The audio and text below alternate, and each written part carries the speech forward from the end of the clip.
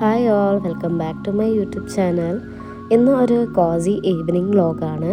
ചുമ്മാ മുറ്റത്ത് ഇങ്ങനെ ഇരുന്നപ്പോൾ നല്ല ബ്യൂട്ടിഫുൾ സ്കൈ, നല്ലൊരു ആംബിയൻസ് ഒക്കെ കണ്ടപ്പോൾ എനിക്ക് ചുമ്മാ ഷൂട്ട് ചെയ്യാൻ തോന്നി. അങ്ങനെ എടുത്തൊരു വ്ലോഗാണ്. അപ്പോൾ പിന്നെ സ്നാക്കായിട്ടൊക്കെ എന്തെങ്കിലും ഉണ്ടാക്കാൻ വെച്ച്.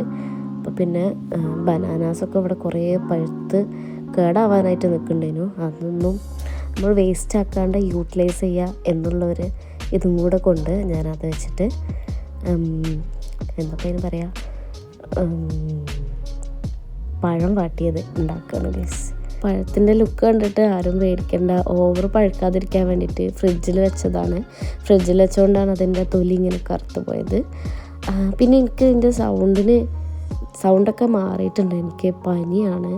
പനി, തൊണ്ടവേദന, ജലദോഷം എല്ലാതും ഉണ്ട്. എല്ലാം കൂടെ ഒരുമിച്ചാണ്. അപ്പോൾ പിന്നെ എനിക്ക് ഈ പഴം വാട്ടർ ഭയങ്കര ഇഷ്ടമാണ് കേട്ടോ. അപ്പോൾ ഞാനത് ഉണ്ടാക്കുകയാണ്. ഇത് ഉണ്ടാക്കാൻ എല്ലാവർക്കും അറിയുമല്ലോ.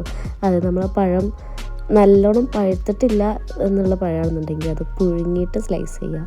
അപ്പോൾ നല്ലോണം പഴുത്തുകൊണ്ട് ചുമ്മാ ഇങ്ങനെ സ്ലൈസ് ചെയ്ത് വെച്ച്, സ്ലൈസ് കട്ട പറയുക, എന്തോ ഇങ്ങനെ മുറിച്ചിട്ട് വെച്ചാൽ മതി. പിന്നെ കുറച്ച് ആഡംബരത്തിനായിട്ട് എനിക്ക് ഈ നട്ട്സൊക്കെ അതിൽ നല്ലോണം ഇങ്ങനെ കടിക്കാൻ കിട്ടുന്നത് ഭയങ്കര ഇഷ്ടമാണ്.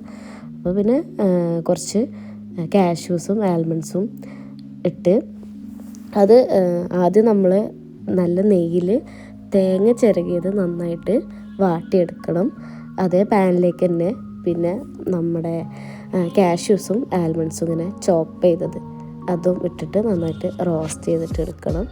എന്നിട്ട് അതിലേക്കാണ് നമ്മൾ പഴം കട്ട് ചെയ്തത് ഇട്ടിട്ട് എടുക്കുക. പിന്നെ അതിന് മുന്നേ പറയാൻ മറന്നുപോയി, പഞ്ചസാരയും കൂടി ഇട്ടിട്ട് വേണം റോസ്റ്റ് ചെയ്യാൻ. അപ്പോഴാണ് നല്ല ഒരു എന്താ പറയുക, ക്രിസ്പി മാരിക്ക് കിട്ടുക. അതിൽ ഇതെങ്ങനെ പറയേണ്ടതെന്ന് അറിയില്ല. എനിവേ, പഴം വാട്ടാൻ ഇപ്പോൾ ആർക്കും അറിയാത്തൊന്നും ഉണ്ടാവില്ല. എൻ്റെ വീട്ടിൽ ഞാൻ ഇങ്ങനെയാണ് പഴം വാട്ടാറ്. ഞാനിങ്ങനെ ഉണ്ടാക്കിയാലാണ് എല്ലാവർക്കും ഇഷ്ടം. എനിക്കങ്ങനെ അധികം കുക്ക് ചെയ്യാനൊന്നും അറിയില്ല. ഇങ്ങനെ കുഞ്ഞു സാധനങ്ങൾ മാത്രമേ എനിക്ക് ഉണ്ടാക്കാൻ അറിയുള്ളൂ. ഞാൻ ഉണ്ടാക്കിയ ഒടുക്കത്തെ ടേസ്റ്റാണെന്നും ഉമ്മച്ചി പറയാറുണ്ട്. പിന്നെ നേരത്തെ കണ്ടിട്ടുണ്ടാവും, ഞാൻ ഇപ്പോൾ കുറച്ച് കാലമായിട്ട് ബോയിൽഡ് എഗ്സ് കഴിക്കാറുണ്ട്. അപ്പോൾ ഇതിന് മുന്നായിട്ട് എഗ്ഗും ബോയിൽ ചെയ്യാൻ വേണ്ടിയിട്ട് വെച്ചിട്ടുണ്ടായിരുന്നു. അതിൻ്റെ ഇടയ്ക്ക് കുറച്ച് മാംഗോസും കഴിച്ചിട്ടുണ്ടായിരുന്നു. അങ്ങനെ നമ്മൾ പഴം വാട്ടിയത് ഇവിടെ റെഡിയായി. പിന്നെ ഞാൻ ചുമ്മാ വീഡിയോ ഒക്കെ എടുക്കാൻ വേണ്ടിയിട്ട് ഒരു പ്ലേറ്റിലൊക്കെ ഇട്ടിട്ട് അങ്ങനെ സെർവ് ചെയ്യാണ്. ഇതിൻ്റെ കൂടെ നല്ല കട്ടൻ ചായ, നല്ല രസമാണ്. നല്ല സൂപ്പർ കോംബോ ആണ് ഈ ഒരു പഴം വാട്ടിയതും കട്ടൻ ചായയും.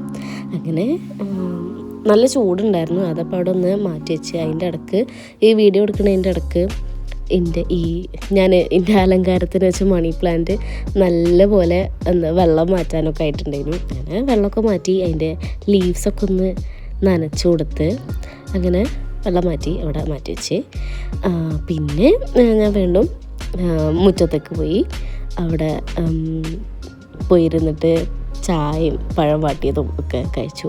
സിറ്റ് ഔട്ടിൽ ഇരുന്നിട്ട് ഇങ്ങനെ കഴിക്കാൻ നല്ല രസമാണ്, പുറത്തേക്ക് നോക്കിയിട്ട്. അതിൻ്റെ കൂട്ടത്തിൽ ബോയിൽഡ് എഗ്ഗും കഴിച്ചിട്ടുണ്ടായിരുന്നു കേട്ടോ. ഞാൻ കുക്ക് ചെയ്യാൻ കയറിയാൽ പിന്നെ നേരം വെളുക്കും. അതുകൊണ്ട് പിന്നെ ഡിന്നറിനായിട്ടൊന്നും കഴിച്ചില്ല, ഇതേ കഴിച്ചുള്ളൂ. പിന്നെ ജസ്റ്റ് സ്കിൻ കെയർ ഒക്കെ ചെയ്തിട്ട് സ്കിൻ കെയർ ഒന്നും അധികം ഇല്ല, ജസ്റ്റ് ഫേസ് വാഷ് ചെയ്യും കിടക്കും, അത്രേ ഉള്ളൂ. ഭയങ്കരമായിട്ട് ആക്നീസും പ്രശ്നങ്ങളായിട്ട് നല്ല ബുദ്ധിമുട്ടിലാണ്. പിന്നെ അപ്പോൾ അത്രയ്ക്കുള്ളൂ.